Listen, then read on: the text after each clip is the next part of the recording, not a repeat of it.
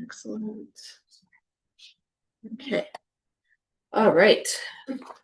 Good morning, everybody. Welcome to Comparative Ocular Pathology Rounds on this lovely August morning. Jamie Miller, I'm one of the staff pathologists here, and I'm going to get started with our first two cases rounds. All right, so first up, we have a 3-year-old female spayed German Shepherd dog that we received the right eye that came with a history of blepharospasm, moderate conjunctival hyperemia / episcleral injection. There was 2+ diffuse corneal edema, circumferential perilimbal neovascularization, 3+ hemorrhagic flare, and a limited intraocular exam. They say that the right eye had glaucoma with an IOP of 42. And let's see, the other eye, they say, had an incipient nuclear cataract, but no other significant lesions. And they do note that the dog has some weight loss and azotemia noted. So this is our hemisection of our formalin fixed globe. We've got our cornea oriented at the top. We can see some of the iris leaflets here. There's a little bit of this red material kind of on either side, so some hemorrhage here in the anterior and posterior chambers, which probably explains their hemorrhagic flare that they were seeing. Our lens here looks not too bad from our gross perspective. And then in our vitreous here, we have this like tan exudate filling the vitreous. And then we can also see this sort of sharply demarcated tan wrinkly material back here. This is the retina, and it is diffusely detached.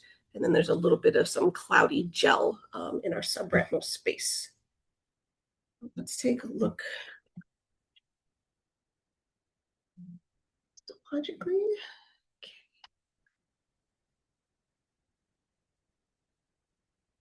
All right.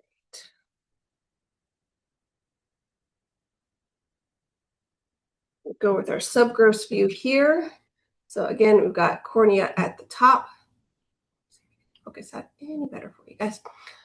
Here are those iris leaflets that were coming in, and they're being squeezed a little bit by this hemorrhage and some edema fluid here in the anterior posterior chambers. Here is our lens.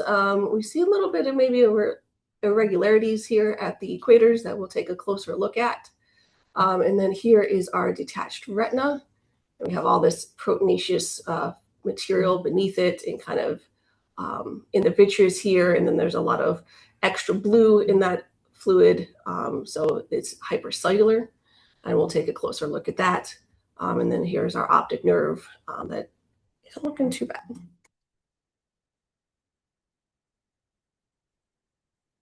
All right. Oh, thought I turned that off. Sorry. All right. So I'm going to start here with our cornea. Just start at the front. I'm going to work our way back. So there's a little bit of vascularization and some little squiggly neutrophils that are coming in our peripheral cornea here. A little bit of that keratitis and that neovascularization that they were seeing clinically. Here's that high protein fluid that's in the anterior chamber here, mixed with some of the blood. And then here is our iris stroma, and we have this really thick, robust fibrovascular membrane that lines the anterior surface, so a pre-iridal fibrovascular membrane. And if we follow it towards the pupil, boop, boop, boop, so we can see that it blends here, kind of comes around the back of the iris. We've got our anterior lens capsule here, and we can see there's a little bit of syneciation between the iris and the lens. So we have some posterior synechia. And that membrane crosses the pupil here. We've got a little pupillary membrane. And we can keep following it around. And then we can see that our lens capsule is indeed discontinuous here. I've accounted for that irregularity.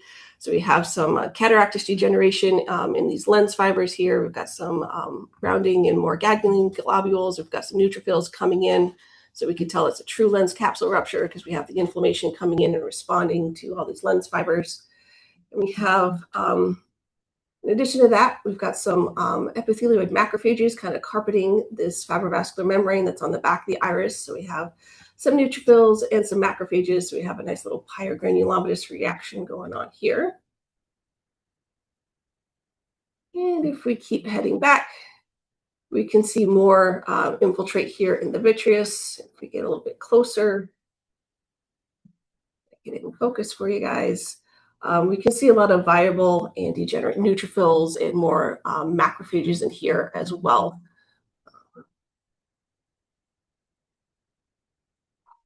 And here is our detached retina. We've got a little bit of shortening and atrophy of our outer photoreceptor segments, as well as that material that is in the subretinal space. Yep. And so this exudate here is very suspicious for something infectious in this eye. And if we head out here in the vitreous where things are a little bit calmer, it's a good place to hunt for infectious organism. Da, da, da. So you can start to see, one closer, these like faint outlines of these organisms here. See if it kind of highlights them maybe a little bit better if I take the condenser out. They've got parallel walls. They got a little bit of septations here. And you can see they're sort of kind of got like this negative staining, so they're a little bit harder to see. So these are fungal hyphae here. And so this is consistent with a fungal vitritis. And I was trying to avoid the elephant in the room when I was looking at the lens. But if we come back and look at the lens capsule, fungi really love basement membrane.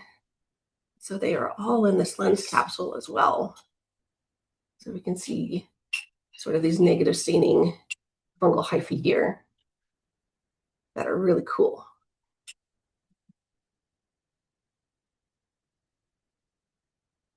But sometimes it's not always easy to see the fungal hyphae.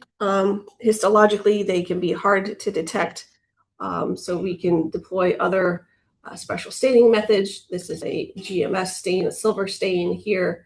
And even from low power, you can start to pick up just how many fungal hyphae are in this vitreous.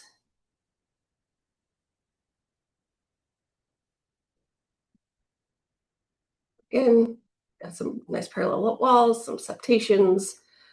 There might have been maybe some acute angle branching here or there.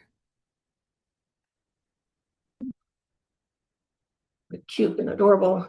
A good way to highlight the fungus if you are suspicious. And here they are. You can see just the amount that are in the lens capsule here.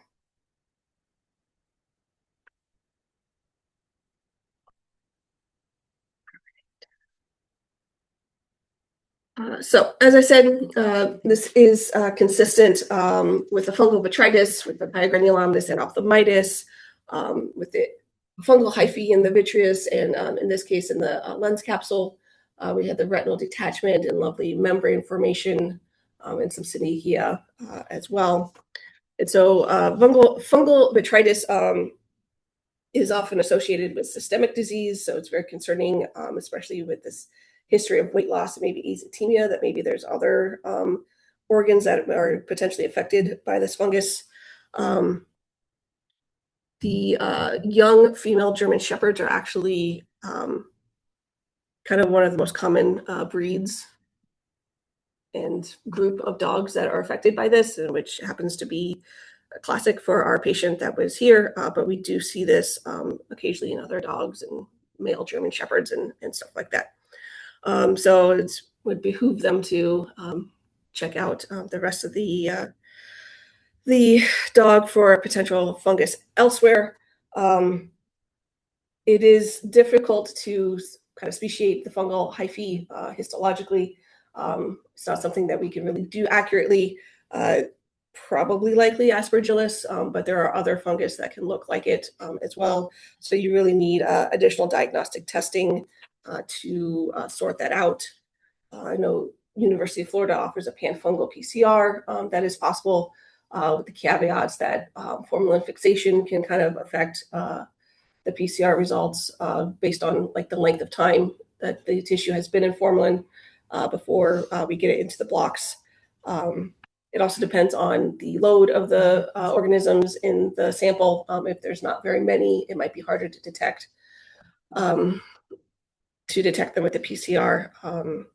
And it will only give the genus, not the species, and it does not give any like sensitivity results for like treating the actual patient. So just keeping those caveats in mind as a potential for that. And you always mention that, but just for posterity here, because this is being recorded, it's impressive how uncommon it is for us to receive these cases and not have a clinical history of systemic disease by the time that the eye is nucleated, and assuming that most of these cases are systemic fungal disease. Also, it's not uncommon for us to receive the eye, and then while the eye is being processed, someone calls in and say, hey, the dog's doing poorly, can get a stat on that one. So, yeah, as a diagnostician out there, as a pathologist, don't be dissuaded if that's the case. Awesome. All right. So next up, I've got some tissues from a 10-year-old female spayed French bulldog. So she comes with a history of having this subconjunctival mass on the left lower eyelid here. They said it was 11 by 90 millimeters, and they did do an incisional biopsy and got an answer that we also got, so that was great. And this is what it looked like during surgery. I'm not sure if this was during the biopsy or if this was elsewhere, but they said that that the incisional biopsy of a mass that seemed to have a cystic wall, but when they were cut into it, it was a larger brown and friable.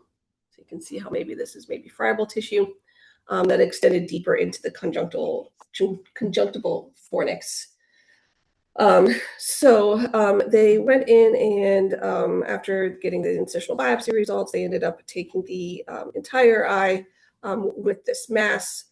We did get a couple different jars. We got the globe with the mass, which was attached to the ventrolateral aspect of the globe, kind of in that third eyelid, or sorry, in the lower eyelid. And then we had some extra tissues that were submitted separately that were represented different portions of the orbit as well. So let's take a look at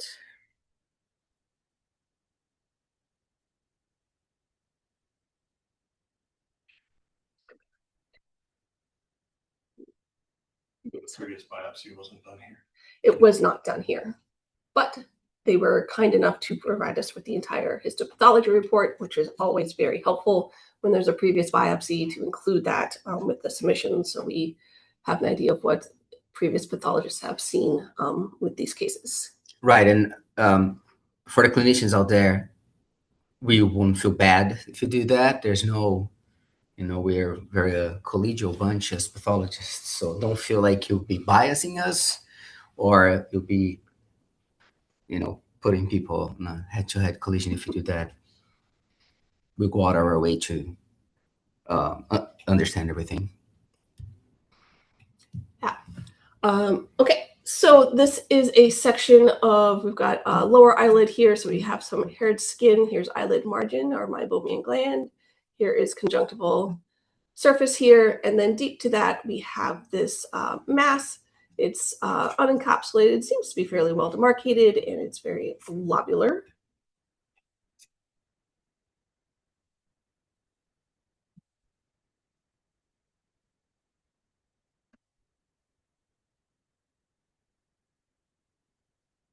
Right. So again, some haired skin here coming around eyelid margin, meibomian gland, conjunctival epithelium and some stroma, and then deep to that, here is our mass.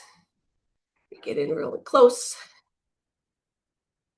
You can see that these lobules have little like acini in them. They are lined by these very polygonal cells with this eosinophilic and kind of granular cytoplasm.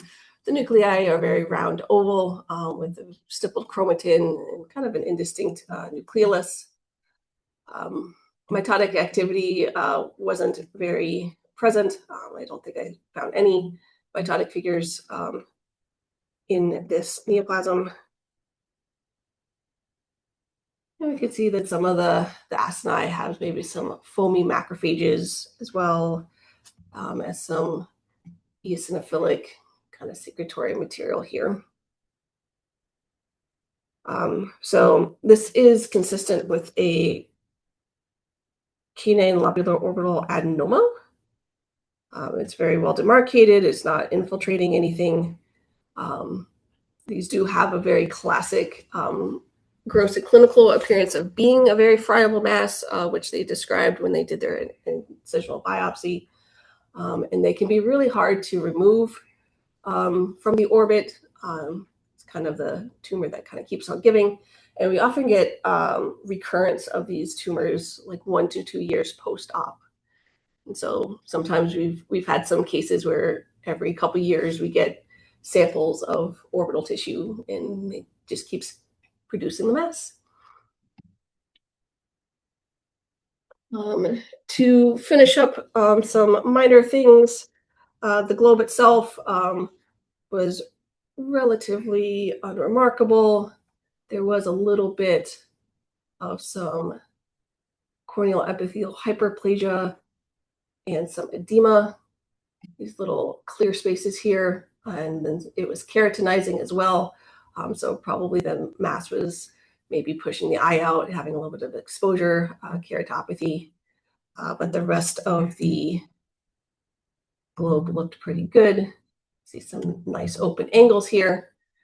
Since we show you a lot of angles with pathology, it's nice to see some normals sometime. Lens is a little bit fragmented, but looked okay. And then our retina and optic nerve looked pretty good as well. So like I said, we did get a couple other orbital tissues very briefly. We got some stuff that was kind of ventral to the mass, and it was just lovely adipose tissue and fibrovascular tissue. And then they did some deep orbital stuff. And we had this guy, which is actually a salivary gland. You can see these lovely little acini with these more like mucinous containing cells here. And we have little ducts that are all regularly arranged and nothing nefarious going on here. So they ended up with some salivary gland as well. When we do get multiple tissues submitted to us for any sample, it can be difficult to assess the margins, especially if we don't know exactly like how those tissues align to each other and how they were in the patient. So we can't always assess the margins very well if there's multiple pieces, but we do our best to tell them that. So quick question or comments and questions. Yes. Dr. DeBills had mentioned the fact that it's not common, but they can be bilateral, which is something that for neoplastic processes, bilateral ocular involvement without being metastasis or spreading is kind of rare, but that happens. And Liz George is asked here, do you still see recurrence with exenteration or just marginal excision was performed? That's an excellent point. And recurrence is almost expected to the point that because of how fragile these tumors are and they infiltrate, it's a hard place to get, even with the exenteration, to get complete margins. So just because of the fragility of the tissue, they very, very often recur. We have multiple cases where they have been excised multiple times throughout the years and can follow them up. And it's almost uncanny how on schedule they are. They tend to recur around 2 years, 1.5 years. Not that they recur, but they become clinically significant to the point that someone decides to go back and excise it about every 2 years or so. So that's something important to advise the clinicians and the owners.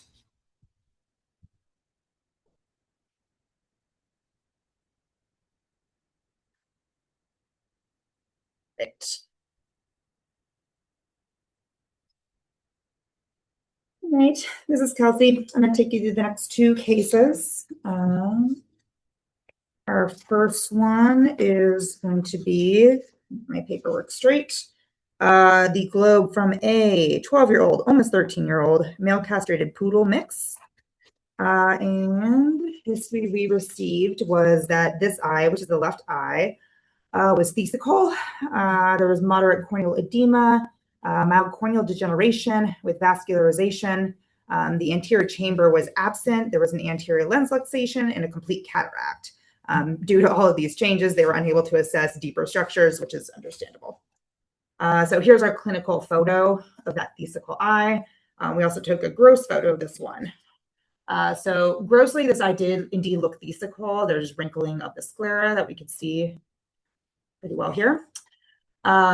We have our lens right here. Kind of hard to tell if it was luxated. It looks like we do maybe have some iris right in front of the lens, but it does look like everything's being kind of pushed forward. So our lens is contacting the posterior cornea, and we have our iris leaflets kind of plastered against the cornea as well. And then kind of our major thing that might catch your eye is that there is a mass within the vitreous, probably kind of causing that lens to become pushed more anteriorly. We can move on to the histology. Let's see. Pretty small eye, so I'll just cut it right onto the stage. All right. So our cornea is to the right, and then somewhere way back here is our optic nerve to the left. So just kind of starting front to back.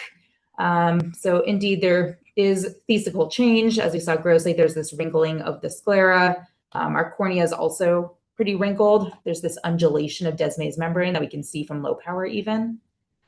There are some corneal changes that are relatively non-specific. So there is hyperplasia of the corneal epithelium, areas of stromal fibrosis, so kind of this denser eosinophilic region.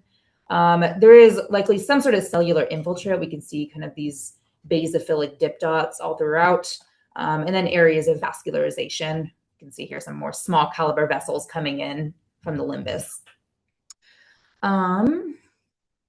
Our iris, as I kind of mentioned grossly, does look like it's kind of plastered against the posterior cornea. So we have a broad anterior synechia and collapse of our anterior chamber. Here's our other leaflet. There's this dense collagenous membrane. It's kind of lining the anterior iris, going over the posterior cornea and also surrounding our lens. So there's just kind of adhesions between all of these structures. As we move back, there is cataractous degeneration of the lens. So there's these areas where this kind of more pale eosinophilic look to the lens fibers. So this is liquefaction. There's also pretty profound wrinkling of the lens capsule. So this stage, this is a hypermature cataract. And there are areas of hemorrhage within the posterior chamber as well as the vitreous. So we have these pools of erythrocytes, all this red, as well as some blood breakdown products. So we can see this yellow pigment, maybe some brown pigment, which corresponds to hematoidin and hemosiderin pigment, respectively. So some chronic hemorrhage in this eye. But not to avoid the elephant in the room, which I've done, is this mass in the vitreous. Here it is. It's huge. It does seem to be also involving the optic nerve head and maybe spreading out into the peripapillary tissue. It's filling the vitreous. There's really no discernible retina in here, so possibly it's also effacing the retina. And it is pretty densely cellular, so there's a lot of blue in here. As we move in closer, we can see there's some areas of necrosis. It's kind of these serpiginous regions where there's necrosis of cells. It's replaced with kind of eosinophilic and kerarectic debris. There's some hemorrhage associated as well with this mass. We'll go in even closer, maybe at the periphery here. And here are the cells. This is a neoplasm. We have a homogeneous population. These kind of spindle, sometimes pretty plump looking cells. They're arranged in kind of haphazard streams and bundles. In some areas, there are these kind of small caliber vessels that are also interspersed with them. I think there's some better areas. Here's a nice area. Little vessels. Going even closer, get them more. They have indistinct borders, can't really make out where one cell starts, the other ends. This kind of eosinophilic fibrillar cytoplasm, oval nucleus, and coarse chromatin, and then one, maybe two prominent nucleoli. And there is some variation in cell and nuclear size. This maybe isn't the best place. Some areas are slightly larger nuclei, but I'd say mild to moderate at most. And there is a robust mitotic rate here. So we have, even as field 1, maybe 2 mitoses. So here and there, we do have some mitotic figures. And just kind of moving around to show these areas of necrosis. There's kind of this eosinophilic homogeneous material in some regions. Other areas. These. And there are some areas, I can remember where it is, concerning for vascular invasion too. So we have a vessel in the choroid here, and there are neoplastic cells within that lumen. Also some necrosis, looks like some macrophages and neutrophils. You can find some other areas right over here. Also concerning for vascular invasion. And I'll quickly scan over to our optic nerve head just to kind of show the neoplastic cells interacting with our optic nerve and spreading out into that parapapillary tissue. So we have this neoplasm, and while I'm still on this slide, just quickly kind of at higher power show our other features. So just our blood breakdown pigments, very pretty. So our hematoidin pigment, maybe some hemosiderin. Mostly within macrophages, so likely they gobbled up erythrocytes and broke them down. There is within the uveal tract some scattered lymphocytes and plasma cells here and there, as well as some melanin-laden macrophages. Forward just to show our cataract, our liquefied lens fibers. And within areas of cataract degeneration, there is some hematoidin pigment. Which doesn't necessarily mean that there's been a lens capsule rupture. We can see imbibition of hematoidin pigment across an intact lens capsule. So also supports that there's been kind of long-standing hemorrhage in this eye. And then fan over to our cornea. Somewhere in here. There we go. The more axial cornea, there's some mineral deep to the corneal epithelium. And immediately deep to that, there is also this fibrosis, so kind of this denser eosinophilic stroma. We also have vascularization, as well as some lymphocytes and plasma cells here and there. Kind of non-specific chronic changes in the cornea.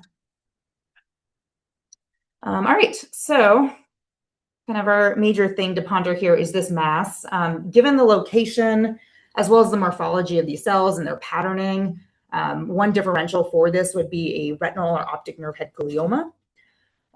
We also consider the possibility of a malignant melanoma, maybe arising from the choroid and filling the vitreous, though the morphology and patterning is a little bit weird for that. That said, melanoma can kind of look like anything. So we did offer IHC for this case, offered a melan-A for melanoma, and then a GFAP, which we kind of use as a general glial cell marker. And this is that GFAP. So again, cornea to the front. Here's our mass here. And there's kind of variable staining. So this is a brown chromogen. So cells that have brown staining in their cytoplasm would be considered positive. Going closer, we have pretty strong cytoplasmic staining within a subset of these neoplastic cells. As we go to kind of these areas that are maybe less convincing, there's still here and there kind of these regions of pretty intense staining. And our cells also within vessels also exhibited variable cytoplasmic positivity here and there. It's a little bit in this one as well. So I considered this a positive and concluded that this was most consistent with a retinal or optic nerve head glioma with vascular invasion. So retinal optic nerve head gliomas in the majority of cases and in a retrospective study that was published for intraocular gliomas in dogs, the majority of them do seem to have a good prognosis with complete excision. In this particular case, there was vascular invasion. There were some features of malignancy. So I did suggest that staging this patient would likely be prudent. Hopefully that staging was negative. I never had any follow-up on this case. I don't really know what the outcome was. I do wonder, this seems like this is probably a long-standing glioma, given that this is a vesical eye. Is probably going to be the cause of our lens getting pushed forward, causing those corneal lesions as well. And it looks like it was completely excised in this case, so hopefully good news for this patient. And with that, I can move on to the next one, unless there's any questions in the chat. Question. Yes. The hematoid and imbibition Yeah. into the lens. Hematoid is similar to unconjugated bilirubin in that it's not water soluble. How does it get in there? Oh, interesting. I'm not sure if I don't think I have a good answer for that. Oh, sorry. The question was about the hematoid and imbibition across the lens. The comment being that hematoidin is similar to unconjugated bilirubin, right? Which is water insoluble. There we go. I'm making sure I'm saying this all right. So the question is how that would happen in the absence of a lens capsule rupture, say. And I don't know if I have a good answer for that. Yeah, there are, the lens capsule has pores. We have this discussion before, and I don't remember what we end up with, but the size of the pores is what I'm trying to get at, which I don't remember. But do you remember we have a conversation at COPS about? Yeah, I don't remember. We did specifically talk about hemoglobin. Hemoglobin, yes. So I wonder if the hemoglobin gets across and then It breaks down in the lens. That makes sense. Yeah, that makes Interesting. sense. Okay. Then have it all the way around. That's interesting. I'm trying to think of how often I see hemoglobin within the lens. I feel like it's usually hematoidin by the time. Maybe it's just by the time we get it, it's been broken down. I guess in cases of maybe when there's trauma lens capsule rupture, and then if there's massive intralenticular hemorrhage you can have. I think we've seen hemoglobin crystals, like the big red crystals form in the lens too. You're right. I think I've seen that. So without breaking down, maybe the presence and out of macrophages helping breaking down the molecule might explain why it goes one way or the other. But yeah, those are cool things to think about. Yeah. All right, I'll move on to my second case, which I have the paper. Here it is. So this is a globe from an 8-year-old male castrated cat. A very cute name. So the history we received was that this eye, which is the right eye, was severely ophthalmic. The cat was unable to fully blink over the surface of the eye. There was diffuse corneal edema, 360-degree branching corneal vessels, axial mucoid discharge, a 5mm dark corneal sequestrum, and the anterior chamber was filled with iris or a dark mass. Seems like they were unable to completely visualize what was going on in this eye, which is understandable. They said yes to glaucoma, and here is our gross image of our hemiseptic globe with cornea up top, optic nerve down at the bottom. And we agreed that this eye did indeed look ophthalmic, especially for a cat. It's a rather large eye. We did note ulceration of the cornea. It's a little bit hard to make out here. There's just a lot of corneal edema and wrinkling. It's quite cloudy. We noted that the uveal tract looked thickened, just kind of this brown tan thickening, mostly of the anterior uveal tract, but maybe also the choroid here and there. And there was also a lot of blood in this eye. So all of the chambers just filled with hemorrhage. This is our retina. We noted the retina was detached and it looked torn in areas. And then here is our lens. It's also pretty cloudy, so likely some cataract has changed to our lens as well. So this one I should probably do up close on. This one is exponentially larger than our dog eye. All right, so similar to the gross image, cornea's up top. Somewhere back here is our little optic nerve. And I'm going to hold this without shaking. Probably not. So here's our cornea. There is ulceration. So here's our corneal epithelium. I don't know if I'm going to be able to hold this without shaking it. There we go. That's the best I can do. And it's a rather deep ulcer. So there's a stromal ulcer. It goes all the way to the level of the deep corneal stroma. There are some cells here and there, so likely some degree of keratitis, which is unsurprising given the extent of this ulcer. Indeed, there is hemorrhage within this eye, so we have these pools of erythrocytes. As we move back, there is some sort of infiltrate that's expanding our uveal tract. So we have this iris, looks pretty pudgy, as well as our ciliary body. In addition to that, I can show this at higher power too. It does look like there are cells maybe carpeting the uveal tract. So we have this kind of layer of blue that's on the iris surface, maybe going over the ciliary body.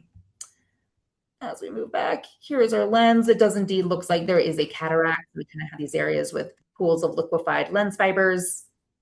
And then we also have some cells that are kind of making these little tufts on top of the choroid, as well as carpeting our retina, which is indeed detached and torn.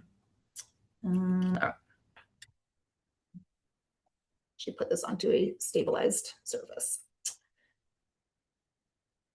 Okay, I'm just going to go straight to the action here, and then we'll move back to everything else. So looking at our uveal tract, we're going to start in the stroma.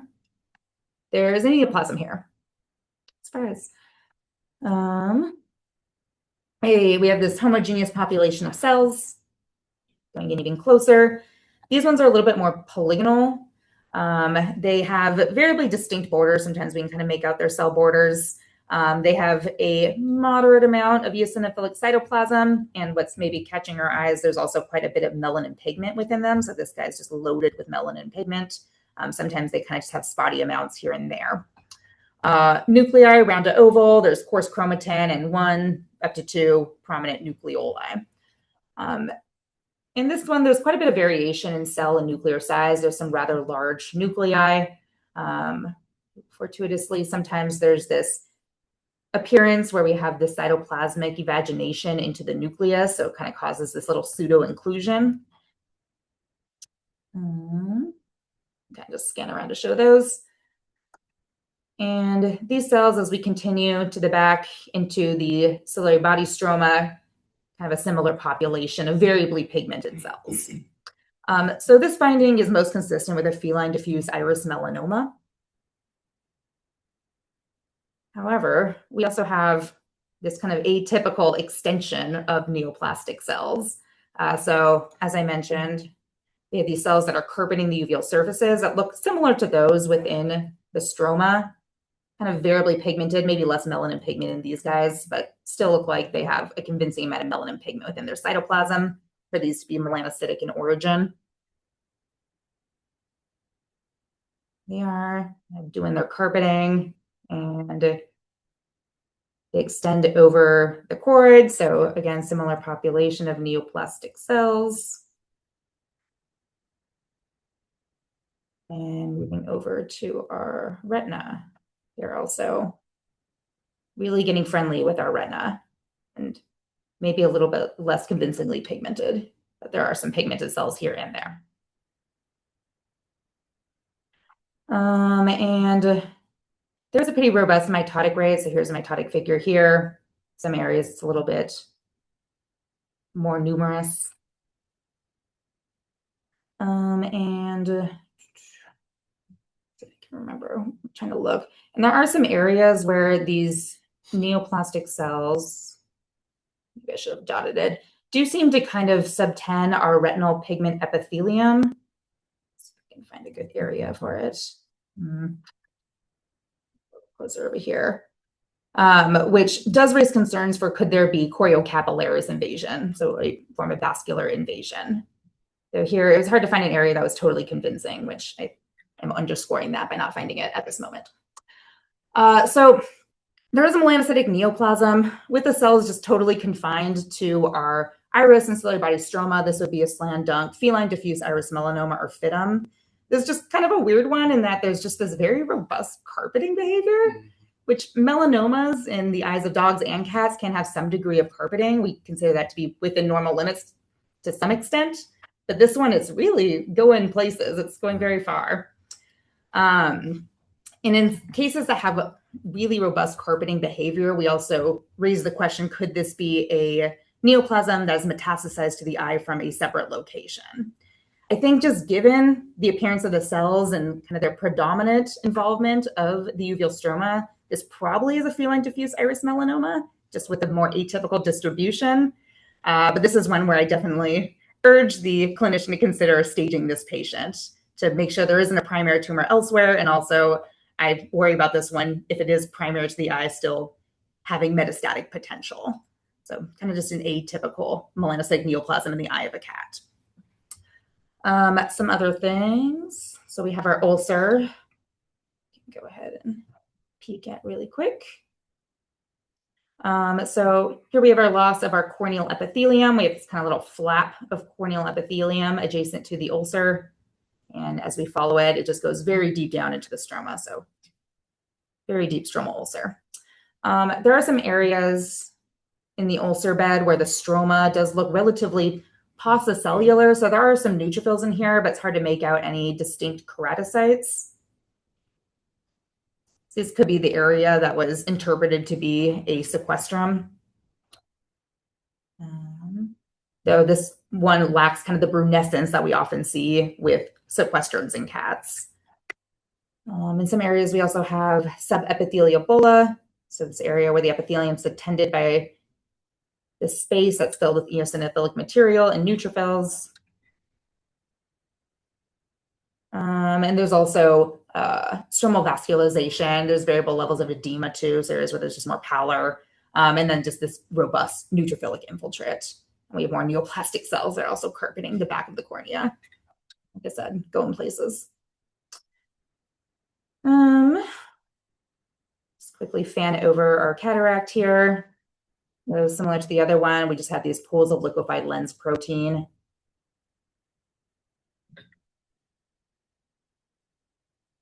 And then I kind of showed the neoplasm on top of the retina, but didn't quite show our retina. So here's what we have left of our poor retina. It's a little bit here, more neoplastic cells. And it's rather atrophied, which I suspect has probably been detached for some time now. And then also our optic nerve head is somewhat distorted by this neoplasm as well as this detached retina. So we can't quite confirm glaucoma in this case, but we have very good reasons for it. We have complete distortion of our aqueous drainage outflow tract by this neoplasm. So I would believe that there was glaucoma in this eye. And I think those are the main features here. So just go over. So I call this an intraocular malignant melanoma, and in the comments highlight that I assume this is a feline diffuse iris melanoma, though this is kind of an atypical one. So again, staging the patient in this case would likely be extra prudent. And here are other morphs, kind of just clean up main features. Just, yeah, this malignant melanoma, kind of a weird one. And Yeah, it's interesting to think about what that represents, right? It does have that sort of circumferential effacement of the eye, like you would see with a post-traumatic sarcoma and things like that. But it could also be just a matter of some relative, I don't want to call it neglect, but more advanced tumor chronicity of extent of development of the neoplasm, time and stuff like that. But you're right, those carpeting and infiltrating the retina, it's not a real what we often see. So if you recognize that case out there, we would love to receive feedback from it. Any follow-up. And it is a cat, so I think I did put a comment too. Be interested in follow-up from this case. We know the cats disappear, and requesting follow-up is hard, but just putting that out there in the universe. All right.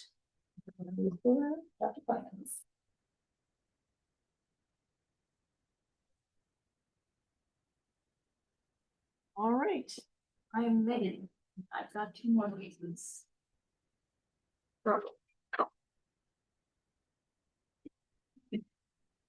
All right. Thank you to the clinical team for a lovely set of clinical photos. I picked a couple out of a pretty extensive documentation of this patient's progression. It's pretty cool. So we have a 7-year-old intact female, golden retriever dog. Here we go.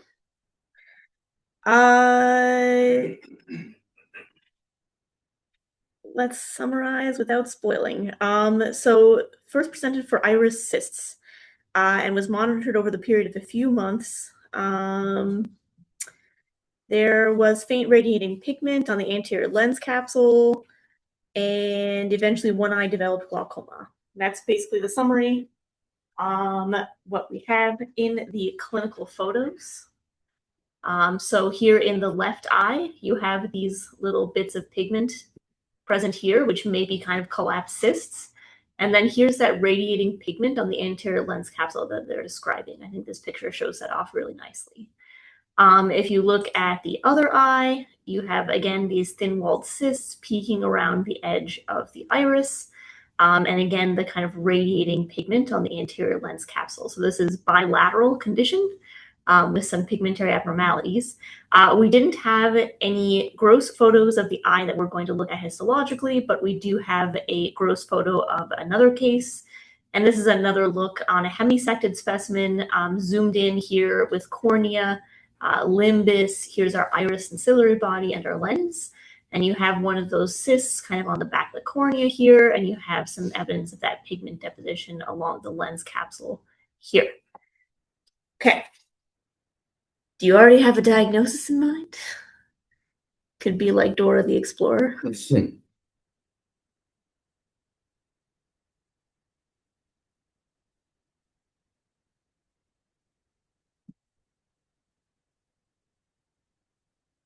Well, here's our case. It's actually pretty kind of hard to see on subgross, but you can already make out these thin membranes here along the back of the iris and on the ciliary surface. Let's zoom in even closer.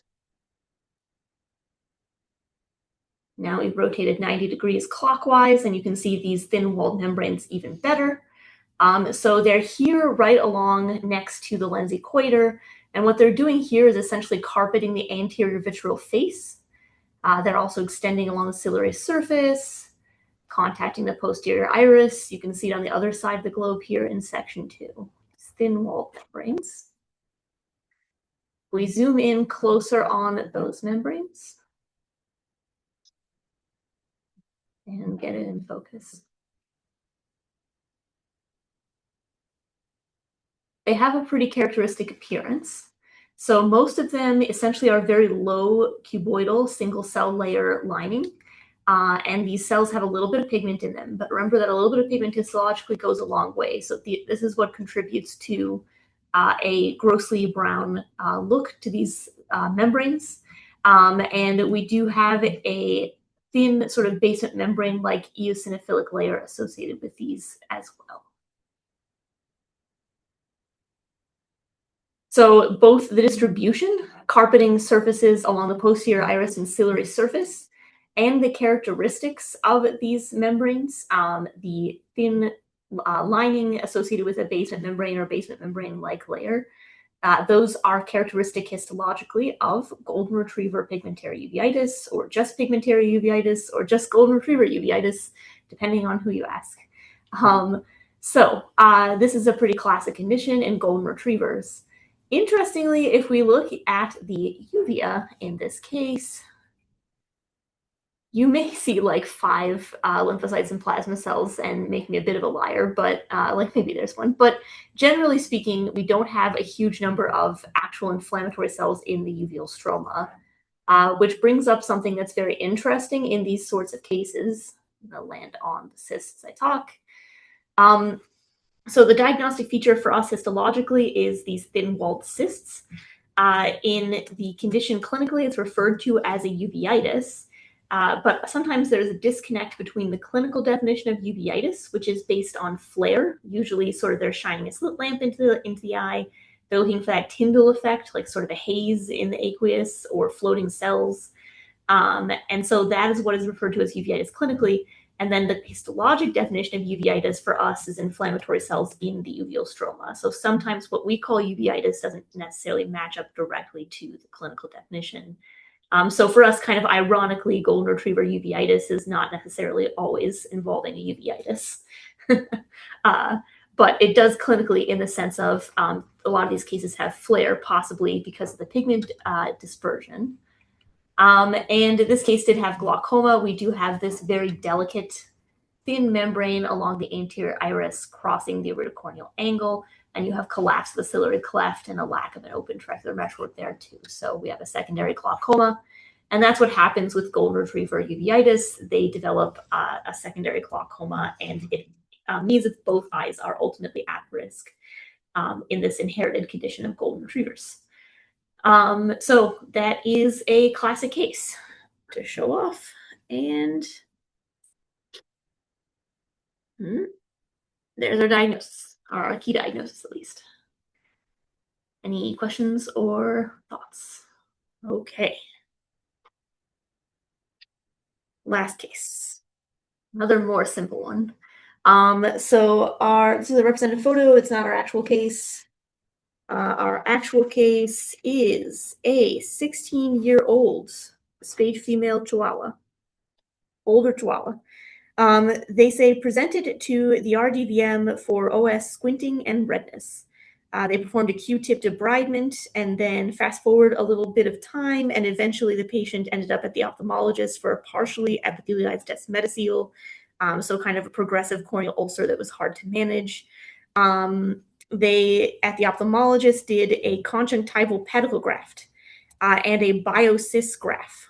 So biocyst is a type of extracellular matrix graft. They're putting in sort of a matrix that is stripped of cells, and the idea that you're providing a scaffold for the patient's own cells to populate and then kind of regrow.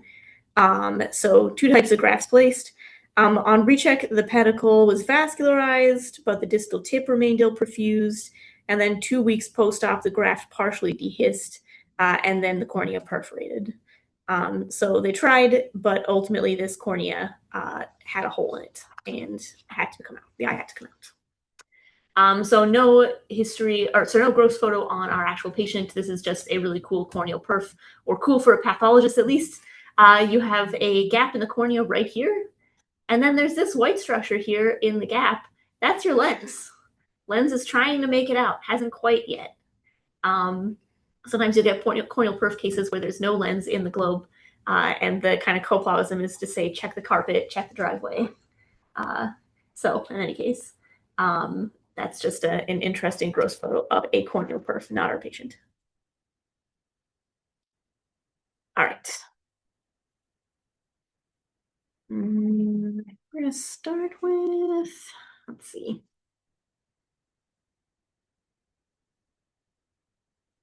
Maybe we'll start with subgrowth. Hang on. It really helps to show it off.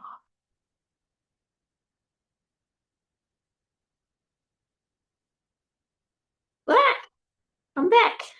All right. Now I'm gonna hold it without shaking. So it's hard. Well, it's extra hard when I'm laughing. Here is a pedicle of conjunctiva, which is coming from the area of the fornix. It extends over the corneal surface, and then it ends up blending into the corneal stroma, roughly in the middle here. So if we take a look closer at that, we're at the edge of the actual perforation in this level of sectioning. Here again is that conjunctival pedicle, and here it is blending into the corneal stroma in the center.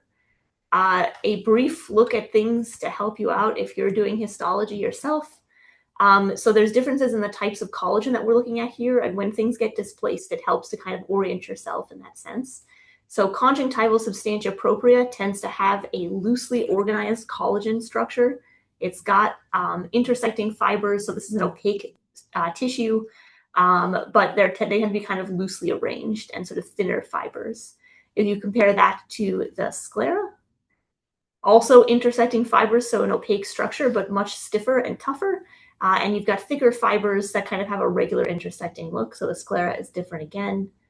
And then you can compare cornea, where it's a little bit more normal over here. You've got parallel stacks of collagen fibers. This is a transparent structure, and the parallel stacks help it with that. And so all these types of collagen are different, and you can kind of tell with that where our pedicle graft is kind of being incorporated into our cornea. And interestingly, at this point, the distal tip of the pedicle graft is vascularized. But one thing that I'll point out at this level already is that there's epithelium lining the deep aspect of the pedicle graft. And there's epithelium also extending along the cornea underneath it. It's possible that this is common, but the epithelium is kind of getting embedded in the stroma here and extending down into this underneath the graft and things like that. And we'll switch over here. So I sometimes wonder if sometimes when that happens, it might contribute to difficult healing. So back on this deeper section, now we have the actual perforation sites. So here's the hole in the cornea, one edge, hole in the middle. In the defect site, you've got a ton of fibrin, and it's peppered with all of these things. Some of the things are these cute little round guys, which often are kind of periwinkle. In this case, they're a little bit brunescent. These guys are asteroid bodies, which implies that the vitreous prolapsed forward and then came out or started to come out through the perforation site. So that's kind of fun. Sometimes asteroid bodies help you to see where the vitreous is at, which is kind of neat. And then you also have all this stuff kind of hanging out in this plug at the perforation site, these rafts of collagen. And one thought could be lens fiber material. Sometimes it can kind of look like that, but the lens is actually fairly intact here. It's got a cataract, but it's reasonably intact. There's no real lens capsule rupture. So I think quite likely what we're looking at here is the biocyst graft. Which may be kind of like fragmented a bit. Maybe that's artifact of sectioning. But at least it looks like this low cellularity or acellular collagen that has a sort of very specific arrangement. So likely this was the biocyst graft that was placed as a scaffold to try and get the patient's cells to grow into it, populated and help with the healing. And maybe one thing that complicated things in this case is that it doesn't look like the patient's cells did grow into this tissue yet, at least by the time that this eye reperforated and had issues activated. A cute feature here is right next to the perforation site, we've got this natively staining multifilament stuff, which is kind of cute. It's refractile and it is also birefringent and very pretty. This is multifilament suture. So this is suture at the edge of our grafts. And then if we look, so we can see the epithelium again sliding over the edges of this corneal perf. And on this side, it's sliding over the edge and onto an otherwise bare descemes, which usually implies a ruptured descemetocele, kind of fitting with the patient's history. And I do somewhat wonder if some of this epithelial downgrowth or epithelial sliding contributed to issues. And then on the edge of our defect here, we have another kind of classic thing. So if you look at the epithelium here, these little clusters of epithelial cells are sinking into a stroma that looks kind of rarefied and lytic. So the sinking effect of the epithelium into the superficial stroma is classic for collagenolysis or keratomalacia or corneal melting. All those are essentially synonymous. And maybe the corneal melting is probably the biggest culprit as to why this eye didn't do well, even though they tried to help it. Corneal meltdown can happen very quickly and be very difficult to fix. So a complicated cornea that they really tried to help, and it ended up going anyway. I missed showing off epithelial downgrowth around a suture in the other section, I think, over here. And then that's it. That's all the things that I wanted to show you guys. So here's another suture with epithelium growing down around it, which sometimes happens. Fun cornea stuff, but not for the dog or the ophthalmologist. That's it. Any questions or thoughts? It's a kind of overtime, so I should stop. All right. Thanks everyone for joining us. See you guys in a couple weeks. Stop, man. Yeah. Alright. I think we just have the rabbit today. There's resident no. rounds. Oh, right, it's you guys browser. don't go to for me and the other And residents in here on the bottom. for like an hour. I'm always panicking. Right. There it is.